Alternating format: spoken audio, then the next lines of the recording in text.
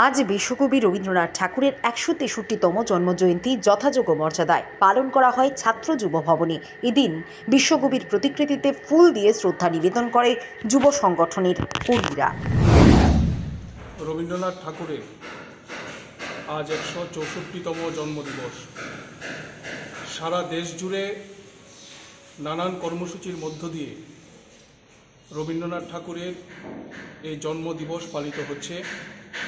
আমরাও আজকে 4টি বামপন্থী ছাত্র যুব সংগঠন এসএফআই, ডিওয়াইএফআই, টিওয়াইএফ এবং টিএসইউ এই সংগঠনগুলো যৌথভাবে রবীন্দ্রনাথ ঠাকুরের স্মৃতির প্রতি শ্রদ্ধা জানিয়ে এখানে সংক্ষিপ্ত শ্রদ্ধাঞ্জলি জ্ঞাপন কর্মসূচি আমরা সম্পন্ন করেছি। রবীন্দ্রনাথ ঠাকুর সম্পর্কে অল্প কথায় কিছু বলা এটা অত্যন্ত দুরূহ কাজ। আমরা সবাই জানি যে রবীন্দ্রনাথ শুধুমাত্র একজন ব্যক্তি নয়, রবীন্দ্রনাথ ঠাকুর হচ্ছে গোটা জাতির বেঁচে থাকার আধারের অন্যতম একটা মাধ্যম। রবীন্দ্রনাথ তার লেখা, কবিতা, গান, নাটক, প্রবন্ধ ইত্যাদির মধ্য দিয়ে সমাজের নানান দিক মানুষের সামনে তুলে ধরেছেন।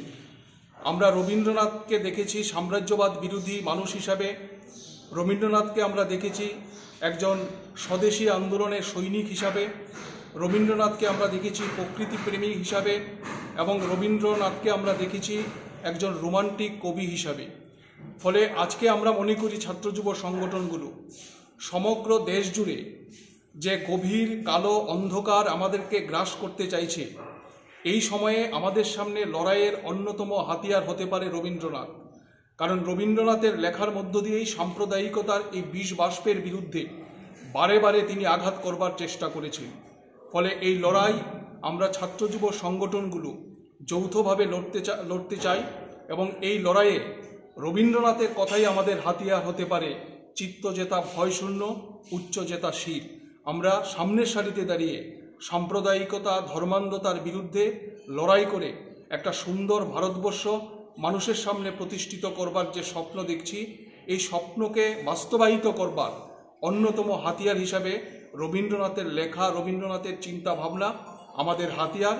এই দৃষ্টিভঙ্গি নিয়েই আজকে ছাত্র যুব সংগঠনগুলো সারা রাজ্য জুড়ে প্রতিটা বিভাগে এই রবীন্দ্রনাথ ঠাকুরের ১৬৪তম জন্মদিবস আমরা উদযাপন করছি।